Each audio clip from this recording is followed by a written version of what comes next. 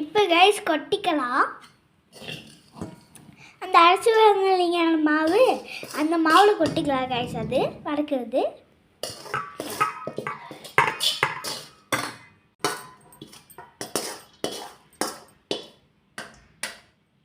இப்போ கைஸ் நல்லா கலரிக்கலாம்.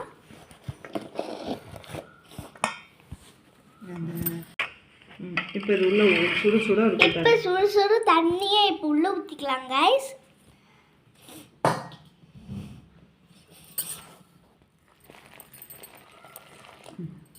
கொஞ்சம் ஊற்றிக்கலாம் கைஸ். இப்போ நல்லா கலரிக்கலாம்.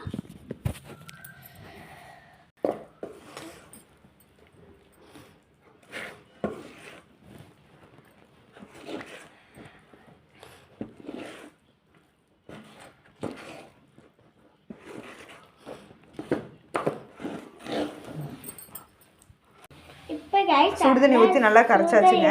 தழைச்சி விட்டாச்சு. இப்போ இட்லி குண்டால வேவிக்கலாம்.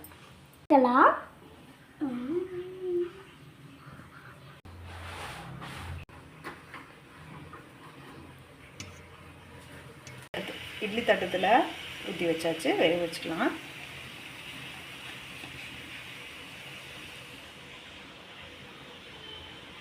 அப்புறம் வெந்தது 10 மினிட்ஸ்க்கு அப்புறம் வெந்ததுக்கப்புறம் நம்ம வந்து கொழுக்கட்டையை பிடிச்சிக்கலாம்.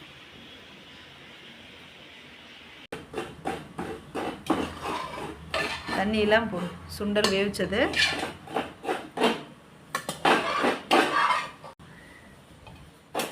தேங்காய் பூ, சுண்டலுக்கு மல்லித்தலை, கருவேப்பிலை, பச்சை மிளகாய், வெங்காயம் கட் பண்ணி வச்சுருக்கோம்.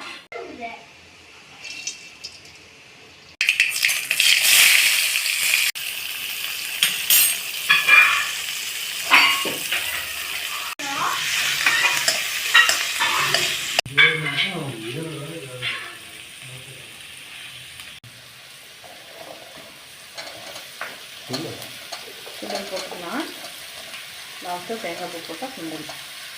இப்போ கைஸ் கொஞ்சமாக தேங்காய் தூள் போட்டுக்கலாம்.